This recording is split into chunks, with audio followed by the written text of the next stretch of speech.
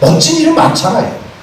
우리나라에 남대문도 있고 동대문도 있고 전 세계적으로 유명한 개선문도 있는데 왜 하필이면 지저분한 양의 문이라고 말씀을 하셨느냐 하는 거예요. 여기에는 대단한 의미가 있습니다.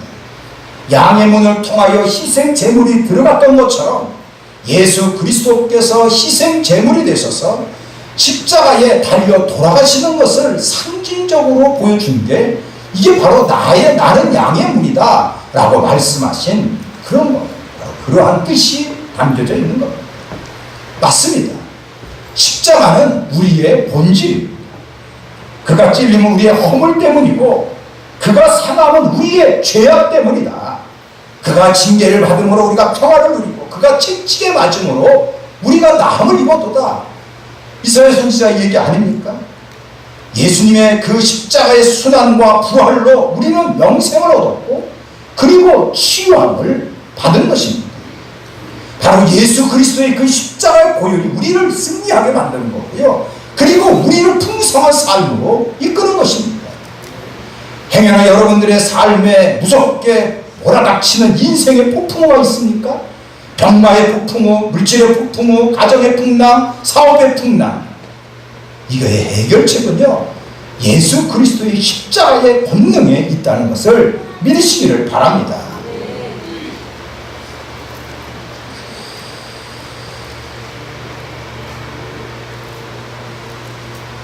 (3절에) 보면 예수님께서 이러한 말씀을 하셨습니다. 자, 문지기는 그를 위하여 문을 열고 양은 그의 음성을 듣나니 그가 각각 자기의 이름을 불러내어 인도한다라는 말씀인데, 양이라고 하는 말이 상당히 많이 나옵니다. 성경에는 양이라는 단어가 많이 등장을 하지요. 여러분들 양 하면 어떠한 생각이 듭니까? 양에 대해서는 온순하고 그리고 하얀 털이 있어서 깨끗하기 때문에 여러분들 좋은 이미지를 갖고 있잖아요. 그런데 이때 당시 중동 지방에서는 이와 정반대입니다. 그래서 우리가 양 같은 놈 이렇게 이야기를 하면 생각이 모자르고 고집이 세고 남의 말에 귀를 기울일지 모르는, 아무튼 이 벽창호 같은 그러한 인간을 양 같은 놈이다 라고 말을 한다는 것입니다. 그러게 이사야서 53장 6절에 보니까 우리는 다 양 같아서 그릇 행하여 각기 제 길로 갔다고 하는 말이 그런 뜻인 거예요. 그래서 여기에 나오는 이 양 같다고 하는 것은 생각이 모자라고 고집이 세고 성질이 급한 이러한 의미의 양입니다. 사실 그렇죠. 이 양이라고 하는 것은 시력이 3m 앞도 잘 보지 못한다고 합니다.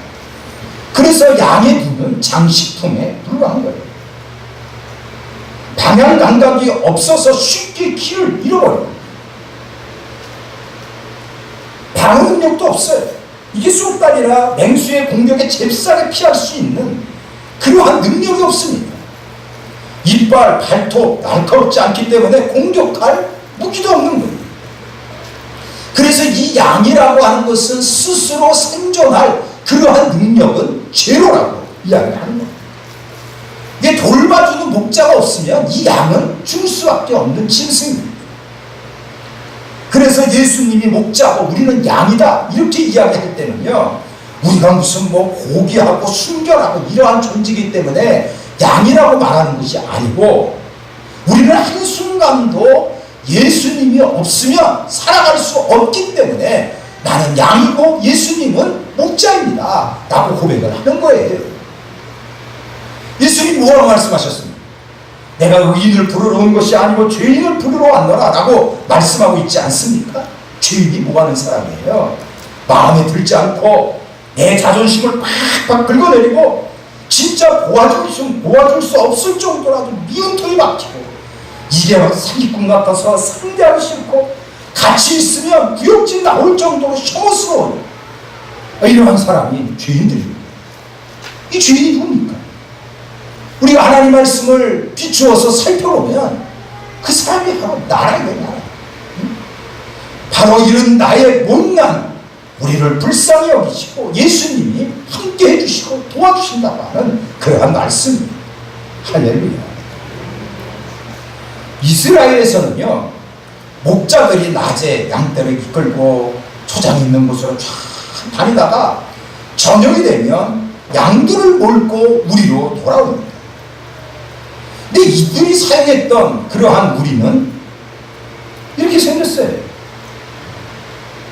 저 물타리를 치고 대문은 하나밖에 없습니다. 그리고 대개는 마을 공동으로 이러한 양의 무리를 사용했답니다. 그래서 저녁이 되면 목자들이 이제 공동으로 사용하는 이러한 무리로 양들을 데리고 오는 거예요. 양들을 보냅니다. 이 양은 김씨네 아저씨 양, 이 양은 고씨 아저씨네 양, 이러면서 양들을 다 돌려보냅니다. 그리고 문 하나 있는 여기에 이제 보초들이 밤새도록 경비를 섰다는 거예요. 그래서 우리가 시편에 보면 나의 돈이 어디서 올까? 천지를 지으신 여호와에게서. 우리 하나님은 졸지도 아니하시고 주무시지도 아니하시고 나의 출입을 영원토록 보호하신다. 이런 고백이 있지 않습니까? 그 고백이 바로 이때 당시에 우리를 양에다 치고 우리 안에다가 양을 집어넣고 밤새도록 여기 문에서 보초를 쓰는 그러한 목자들을 보면서 하나님이 이렇게 우리를 보호하시고 지켜주시는구나, 조지도 아니하시고 주무시지도 아니하시고 나를 지키고 보호하시는구나, 이렇게 생각을 했던 겁니다. 근데 보초들이 있음에도 불구하고 도둑놈들이 몰래 들어오는 거예요. 그래서 우리 예수님은 요한복음 10장 1절에 보면 내가 진실로 진실로 너에게 이르노니 문을 통하여 양의 무리에 들어오지 아니하고 다른 데로 뭐라 그랬어요? 넘어가는 자는 절도고 강도다 라고 말씀을 한 거예요. 이 절도 강도, 이거는 이때 당시에 종교 지도자들, 바리새인들, 서기관들, 그리고 제사장 같은 사람을 말하는 겁니다. 예수님께서는 왜 이들을 강도와 절도라고 이렇게 말씀을 했습니까? 거짓말로 사람들의 이 정신을 완전히 빼놓고 그리고 멸망의 길로 인도하기 때문에 그런 거 아닙니까? 사기꾼 치고 말 못하는 사람 없더라고요. 우리 예수님께서는 분명히 내가 곧 길이요 진리요 생명이니 나로 말미암지 않고는 아버지께로 갈 자가 없다, 이렇게 말씀을 하셨어요. 그런데 당시 종교 지도자들은 거짓으로 사람을 혼란스럽게 만들어요. 그래서 우리 예수님이 볼 때 너희들이 영적인 절도고 영적인 도둑놈이다, 이렇게 이야기를 하는 거 아닙니까? 요즘으로 말하면 이게 담임 목사의 허락을 받지 않고 슬그머니 여러분들의 접근을 해서 그 봐봐 아주 신기하게 말씀을 그냥 대주같이 떡떡 쪼개는 성경 공부하는 데가 있는데 우리 성경 공부하러 가지 않은 거예요. 욕하는 사람들이 있고요. 아, 내가 신령한 사람을 아는데 하늘의 비밀을 알아, 하늘의 계시를 알아, 막 부의 종이야, 이렇게 이야기하는 사람도 없지 않아 있단 말이에요. 이럴 때 이것이 바로 우리 예수님께서 말한 다른 데로 넘어오는 절도고 감도구나, 이게 영적인, 이게 사기꾼이구나, 이 생각을 하고 여러분들이 과감하고 단절을 하고 그리고 과감하게 칼같이 잘라야 하는 거예요. 폐가 망신시키는 것 중에 하나가 말이죠, 뭔지 아세요? 사이비 종교로 들어가면 폐가 망신되는 거예요.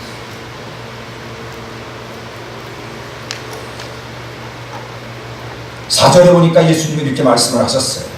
자기 양을 다 내온 후에 앞서가면 양들이 그의 음성을 아는 거로 따라간다 하면 양들이 그의 음성을 알아듣는다는 거예요. 아침이 되면 목자들은 자기 양을 부릅니다. 이 양은 신체적으로 형편없는 짐승입니다만 확실한 것은 듣는 거라고 해요. 청각이 확실하다고 얘기를 합니다. 그래서 진짜 신통방통하게 목자의 음성을 알아듣습니다. 그래서 다른 목자를 따라갈 분이 없어요. 자기 목자의 음성을 알고 양이 자기 목자를 따라간다 하고 4절에 주님이 말씀하고 계시는 겁니다. 강원도 예수원에 대천덕 신부님이라고 하시는 분이 계셨죠. 요즘에는 그 아들이 대신 그것을 이어가고 있는데 젖소를 산에 방목해서 키우셨답니다. 그래서 아침에 소를 풀어놓으시고 저녁 때쯤 되면 이제 이 산이 어째 넓기 때문에 소들이 어디 있는지 모르는 거예요. 그래서 이분이 소에게 이름을 다 지어줬대요. 암소 이름은 주로 자자로 끝나는 이름을 지어줬어요. 영자, 순자, 말자, 춘자 이렇게 지어줬어요. 이 쑥놈은 숫자로 끝나는 이름을 지어줬대요. 철수, 명수, 만수, 찬수 이런 식으로 지어줬어요. 그래서 저녁 때 해뱃산 아래에 올라가가지고서 양구를 부른다. 영자야, 말자야, 찬수야 이러면 신기하네. 이게 소들이 어디 있는지 모르는데 이름을 듣고 네 하면서 이분 앞으로 몰려온다는 거예요. 예수님께서 지금 이 4절에 이렇게 말씀하십니다. 자기 양을 다 내오는 후에 앞서가면 이 양들이 그의 음성을 듣고 따라간다는 거 아닙니까? 우리 예수님은요, 양 같은 우리의 이름을 각자 불러주는 거예요. 각자의 이름을 불러줬다고 하는 것은 진짜 감동입니다. 여러분들 이름 석자 들어본 적이 오래지 않습니까? 학교 다닐 때나 불러봤지. 듣기 쉬운, 이게 쉬운 이름 그거 아니에요. 제가 어디에 가면 저를 사장님이라고. 사장님. 나 사장님이라고. 당신 누구냐? 나는 목사. 어떤 때는 아저씨. 그것도 괜찮아. 그런데 어떤 사람은 할아버지. 확 줘받고 싶은. 부부간에도 영어. 괜찮은데. 어이, 봐봐. 이렇게 이름을 불러줘. 참으로 내 이름 석자 듣기 어려운 때 예수님께서는 우리의 이름 석자를 기억하시고 바로 당신의 오른손에 내 이름을 똑똑하게 새기시고 늘 우리 이름을 부르고 있다는 거 아닙니까? 각자의 사정을 다 아신다는 거예요. 각자의 사정을 다 아셔서 그 문제를 해결해 주시는 우리 놀라운 목자이신 예수님이 말씀하고 있습니다. 아무리 부르시려도 침묵하게 풀어도 풀리지 않았던 문제, 진짜 심각하게 자존심 상하도록 거절당했던 그러한 일들에 대한 해답을 예수님께서 갖고 여러분들을 찾아오실 것입니다. 그러한 은총이 있기를 주의 이름으로 축원합니다. 음성을 듣고 따라가는 자, 9절에 보니까 내가 문이니 누구든지 나로 말미암아 들어가면 구원을 받고 또 들어가면 나오면 꼴을 얻으리라 라고 말씀을 하셨어요. 여러분들 9절에 보면 들어가며 나오며 꼴을 얻는다. 많이 들어봤잖아요. 들어가며 나오며. 제가 이 강단에서 신명기 28장 여러분들이 정성스러운 예물을 가지고 기도할 때 이걸 꼭 가지고 기도하지 않았습니다. 들어가도 복 받고 나가도 복 받는 복을 몰고 다니는 자가 되게 하여 주옵소서. 이 기도가 반드시 이루어질 줄 믿습니다. 그리고 오늘 이 구절에 보니까 바로 내가 문인데 들어가면 나오며 꼴을 얻으리라고 하는 이 말씀이 여러분들에게 축복의 말씀으로 이루어지기를 바랍니다. 이러한 말씀이 이루어지기 위해서는 어떻게 해야 됩니까? 여기에 보면 내가 문이다 이걸 강조하고 있지 않습니까? 바로 문이신 예수 그리스도 이분을 따라가면 풍성한 꼴과 맑은 물이 있는 축복된 현장이 여러분들에게 활짝 열리게 될 것입니다. 문이라고 하는 것은 무엇을 말합니까? 문이라고 하는 것은 예수 그리스도 이분밖에 안 계신 거예요. 그래서 사도행전 4장 12절에 보면 다른 이로서는 구원을 얻을 수 없나니 천하 인간에 구원을 얻을 만한 다른 이름을 우리에게 주신 일이 없다고 했어요. 오로지 예수 그리스도 이분의 이름만이 우리를 구원을 얻게 만드는 진리의 길입니다. 이렇게 얘기할 때 여러 사람들이 얘기합니다. 당신들은 배타적이고 독선적이다. 왜 너희들만 구원이 있다고 이야기를 하느냐? 이렇게 이야기를 합니다. 우리는 다른 종교를 무시하지 않습니다. 그들을 존중하고 사랑합니다. 그렇지만 하나님께서 주신 구원의 진리, 예수 그리스도를 통하여 하늘나라하고 영생을 얻는다고 하는 이것은 결코 평할 수 없고 양보할 수 없는 것입니다. 만약 여러분들의 자녀들이 동네 어른들을 존중한다는 차원에서 옆집 아저씨 보고 아버지, 그리고 아랫집 아줌마를 보고 어머니, 온 동네방네 다니면서 어른들에게 아버지, 어머니라고 부른다면 아이고 이 새끼 싹수가 진짜 있네, 훌륭한 사람 되겠다, 이런 생각합니까? 아닙니다. 하늘에 계신 하나님 아버지만이 우리를 구원을 주시고요, 오로지 우리의 삶을 풍성하게 이를 이끌어 나가시는 그러한 능력자인 것을 믿습니다. 요즘에 노인들이 다니고 싶지 않는 대학이 있답니다. 그것이 그 유명한 서울공대와 일본의 인류대학인 동경대학 이야기를 합니다. 이게 무슨 말인가 하면, 서럽고 울적해서 공원에 가는 이들은 서울공대, 동네 경로당에 다니는 자를 동경대라고 얘기합니다. 진짜 어르신들이 다니고 싶은 대학이 연세대, 고려대, 동국대랍니다.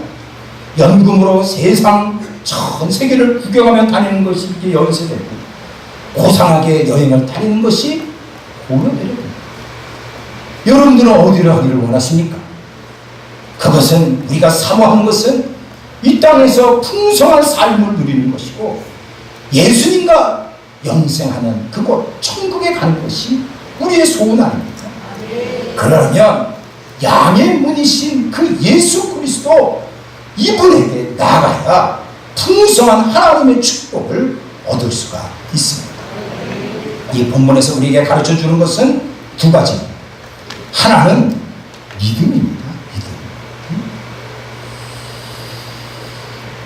믿음. 오직 양은 양의 문을 통과해야 되듯이 우리는 오직 예수 그리스도를 믿어야 합니다.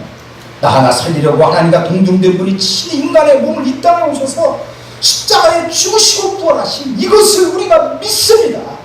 이러한 믿음을 여러분들이 가져야 한다는 거예요. 또 하나는 뭔지 압니까? 순종입니다. 순종. 양은요, 주인을 위해서 무슨 큰 이벤트를 벌일 수 있는 능력이 있는 게 아니에요. 주인이 어려운 일 당할 때 와서 주인을 지켜주는 이러한 존재가 양이 아닙니다. 직원을 지켜주는 무쇠팔, 무쇠다리, 이런 것들이 양에게 있는 게 아니에요. 그럼 양이 뭡니까? 양은요, 그저 목자의 음성을 듣고 따라가면 되는 거예요. 우리에서 나와라 이러면 양의 목자의 음성을 듣고 나오면 되는 거고요. 이제 됐으니 이제 양 우리 안으로 들어가라 이러면 음성을 듣고 들어가면 되는 거예요. 그래서 이 본문에서 가르쳐주고 있는 것은 믿음과 순종입니다. 예수님의 소원이셨던 하나님 나라 완성, 하나님 나라 확장하는 이 일에 여러분들 믿음을 가지시고 순종하며 나아가기를 예수님 이름으로 축원합니다. 이 그림 많이 봤을 거예요. 이 그림은 노댕의 생각하는 사람입니다. 그런데 이 생각하는 사람, 다른 이름이 있다는 걸 여러분들 아십니까? 다른 이름이 무엇인 것 같아요? 이 다른 이름은 지옥문 앞에서예요. 생소하죠? 왜 이 노댕에 생각하는 사람이 다른 이름이 지옥문 앞에서라고 하는 이름을 가졌냐? 사실은 노댕의 건축물 가운데 지옥문이라고 하는 큰 건축물이 있었어요. 이 건축물 가운데 바로 일부분이 이 노댕에 생각하는 사람이었어요. 이렇게 노댕이 지옥문 앞에서 이 생각하는 사람을 조각해 놓은 것은 많은 영혼들이 지옥 가지 않도록 전도자가 깊이 고민하는 것을 조각해 놓은 것입니다. 맞습니다. 우리들이 우선적으로 고민해야 될 것이 바로 이러한 고민. 어떻게 하면 많이 지옥 가는 이러한 사람들 많이 하나님 앞으로 이끌어갈 수 있을까? 이러한 고민이 우리의 고민이 되어야 한다는 거예요. 전도는 성격상 못해도 해야 하는 거고요, 하기 싫어도 해야 하는 게 전도입니다. 의사가 없어도 해야 하는 것이 이게 전도란 말이에요. 제 9월 11일 역사적인 날입니다. 하늘과 땅이 열리는 날, 바로 목감단지 14단지 버스트 니은에 사람들이 입주하기 시작하는 날이 그들을 품으십시오. 오늘 주께서 허락하신 대로 믿음을 가지고 순종하며 이 일을 감당하며 나아가십시오. 그러면 여러분들에게 풍성한 하나님의 꼴과 풍성한 하나님의 은총이 임하게 될 것입니다.